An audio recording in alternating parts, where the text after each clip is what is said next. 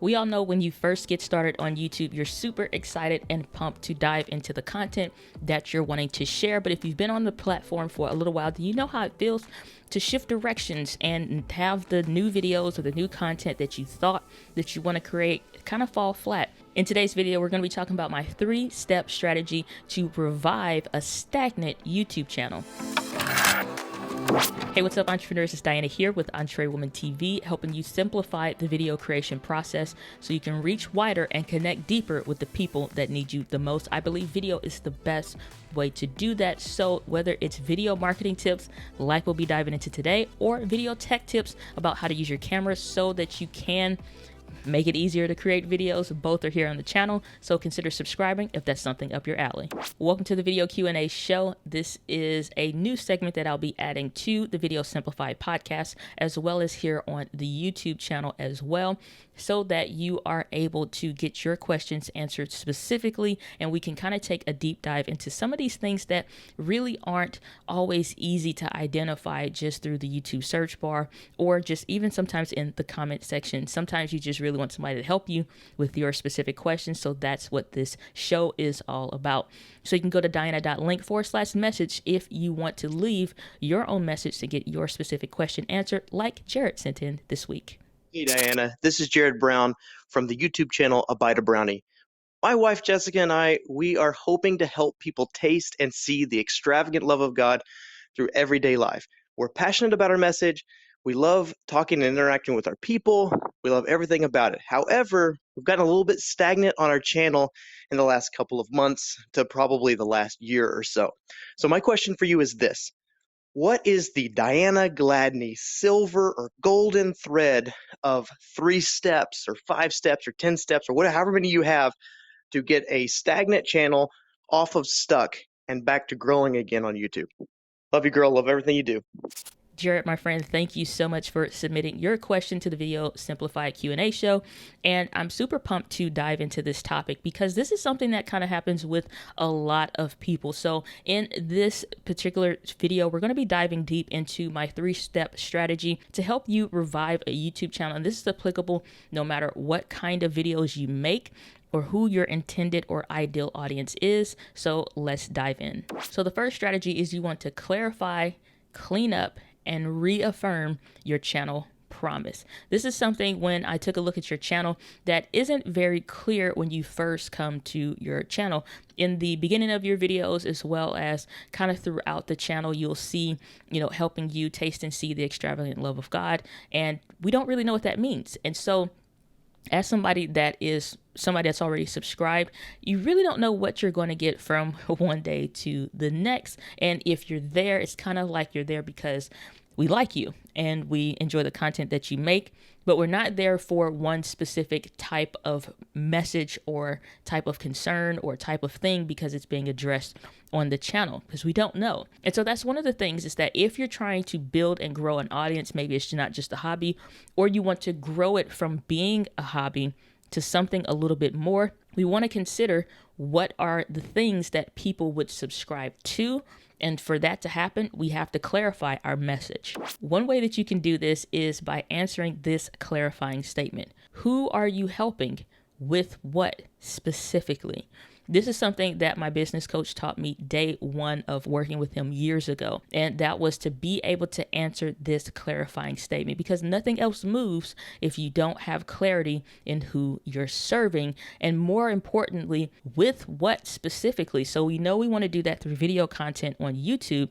We are not really sure of the who we're helping, and not just demographics. We don't want to just list their age, where they live, how much money that they're making, or, things like that, things about them. Because chances are, if you've ever worked in a job, you probably around the same age, maybe have about the same family size. Chances are you're making somewhere similar to the same income, and yet you guys are completely worldly different than each other, and you would never want to be compared to them. A lot of times it's the same thing for our viewers. So we need to consider the who more specific to the attributes about that person, and with what specifically, what kind of video content are we going to make? Are we going to make how-tos and tutorials? Are we going to be giving them tips and strategies around a specific thing? Is it more vlog style content that is going to be sharing a specific message around a specific area? And so one of the things to be cautious of is that when it is vlog style content, you can do one of three things or have a channel that's one of three ways in my book. And that is, you have a category 1 style channel.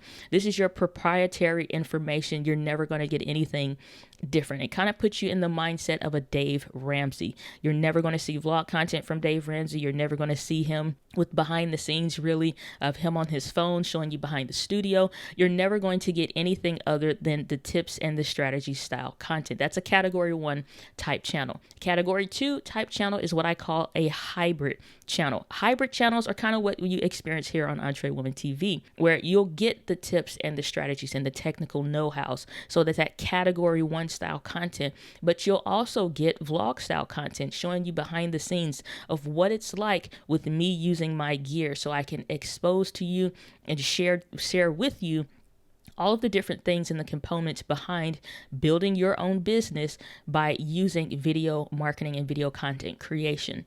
And so just sharing my own journey and experience. So I have flexibility and freedom in my content. Channel can grow a little bit slower because you're introducing two different types of dynamics. Not everybody that's interested in vlog content is also interested in the hardcore tips and strategies, and vice versa. Category 3 type channels are primarily vlog style and just personality style content. The people are there for you, or more or less and more often to be a little bit more successful with the vlog style channel is to have still a core theme and message for why they're there. For example, I really love and adore Heather Torres of Think Media. She's a good friend of mine, and she not only has the content that she shares and creates on Think Media, but she also has her own vlog style, this category 3 style channel, or sometimes a little bit of a hybrid channel. So it'd be between a category 2 and a category 3. However, people that are there for mostly that category 3 content, that vlog style content that she tends to lead with, is not because of her being Heather. Nobody's really interested in Heather because nobody knows who Heather is. However, through serving our audience and the channel promise for why they're there, then we can start to tie into what is it that Heather is doing that makes us care about this vlog.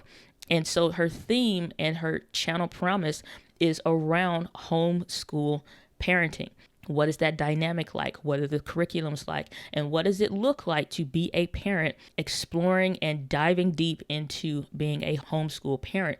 So other moms that are interested in this channel aren't there because of Heather by herself initially. They're there because they want to learn about homeschooling their own children. Then they come to know, like, trust, care about, and love Heather. That comes second to the channel core promise and the theme, even when it's vlog style content. Now, with any of these categories, you always are still answering, who are you helping with what specifically? So one thing that people tend to get a little confused about, and I talked about this in an episode recently on the Video Simplified podcast. I'll link that down below for you to check out with the resource guides and things like that. And quick power tip here, I am going to be giving away a guide a little bit later and diving deep into this. So resources and everything will be linked down below, but we'll dive in a little bit later in this video. In regards to the who, when it comes to the who, we really don't want to, again, go into just the demographics.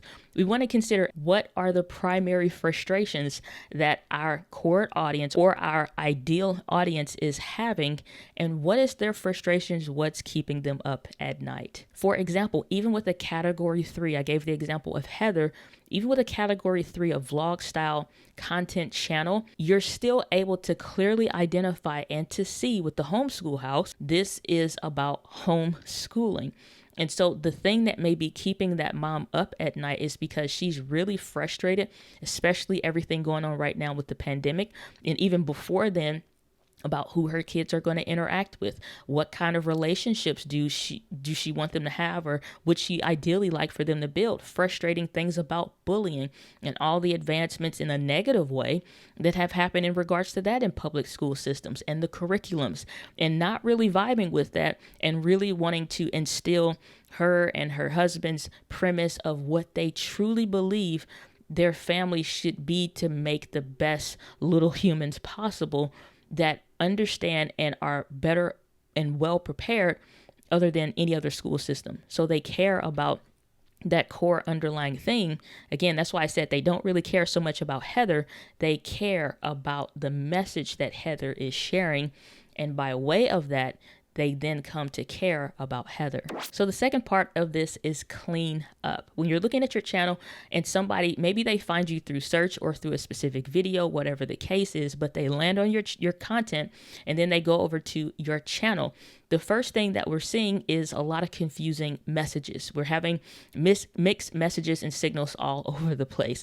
And furthermore, when we're looking at the channel artwork, as soon as they first come to the channel, what are the things that are there that should be there to make it clear and apparent who I'm helping with what specifically, or what is the channel promise and the focus? What can you expect here and what can you not?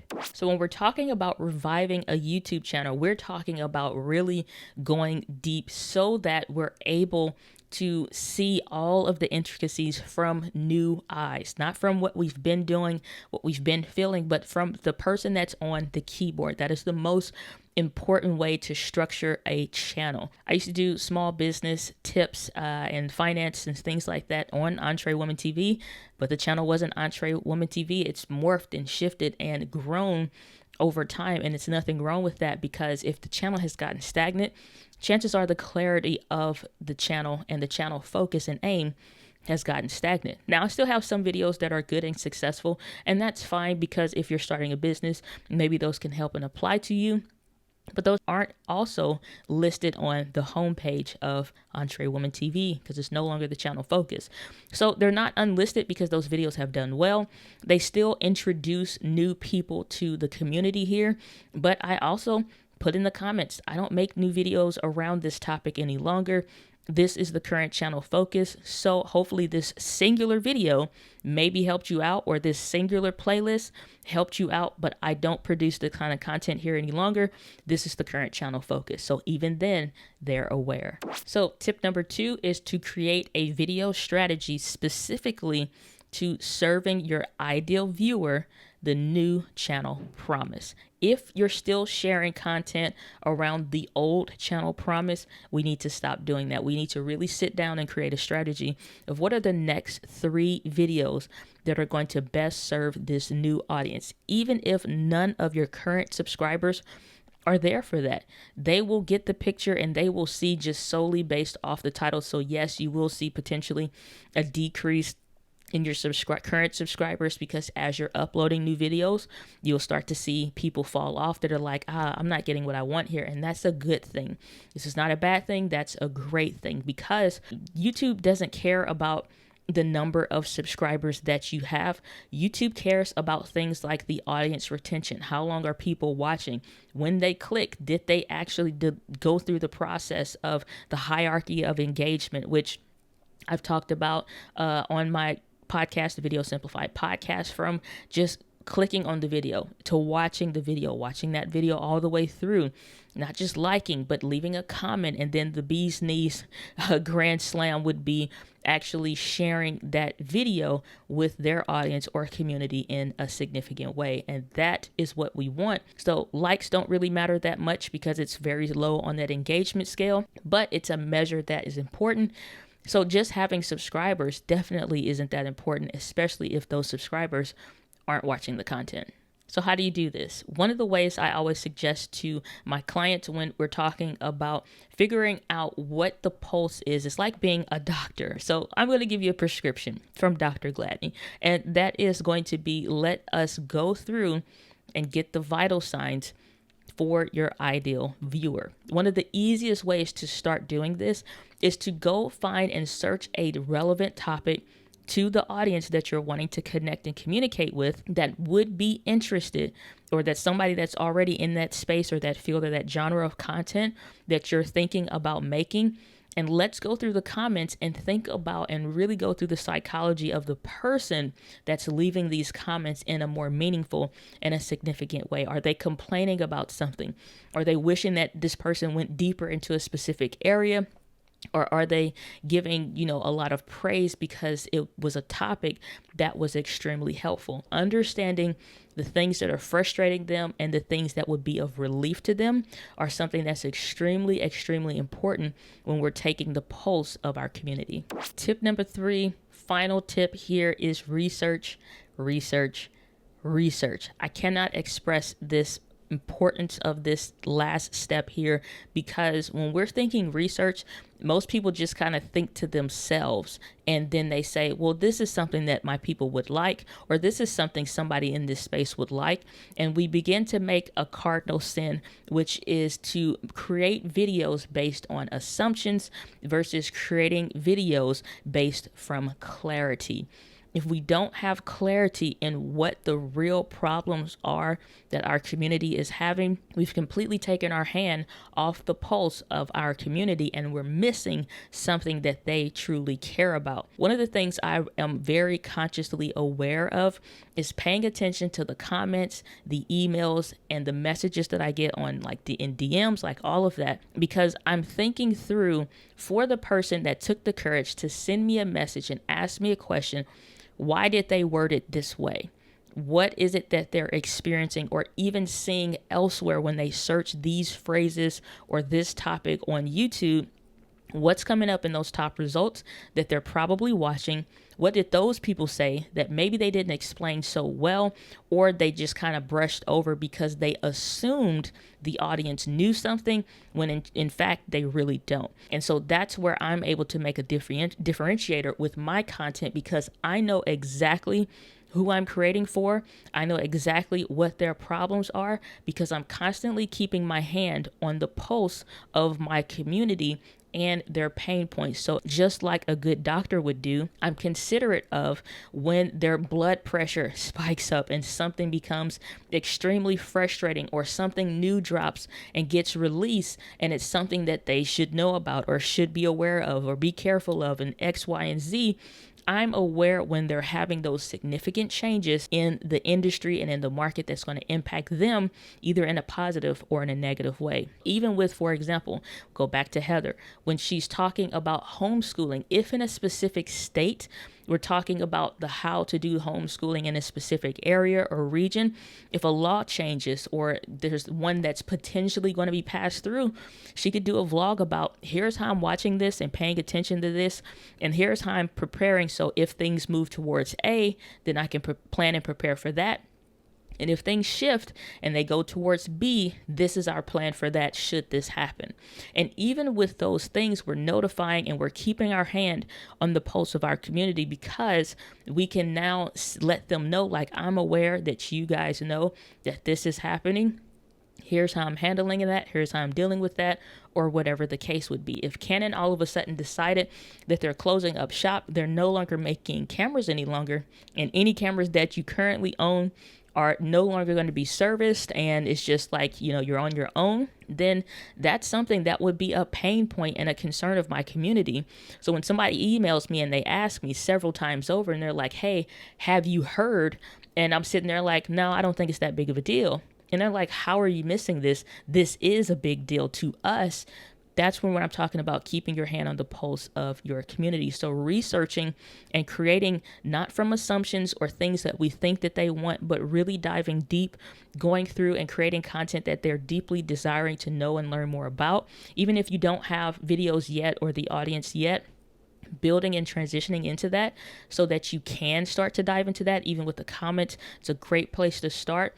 And so you can create from clarity and not from assumptions. So this is just one of other videos to come much like this, not necessarily as long. It depends on the actual question, but you can go to diana.link/message if you want to leave a message just like Jared did and get a detailed and descriptive response around a topic where it comes to building your YouTube channel or something that will help you simplify creating videos. And I'm going to be putting a video on the screen so that you can get a chance to really dive deep into when it comes to even picking a camera. If you're trying to figure out, okay, I know what I want to create about, but I'm not really sure how I should go through and decipher that. It's a complete walkthrough of how I go through and decide what camera is perfect for me, so you can pick the camera that's perfect for you. So check out that video, and I'll see you in the next one.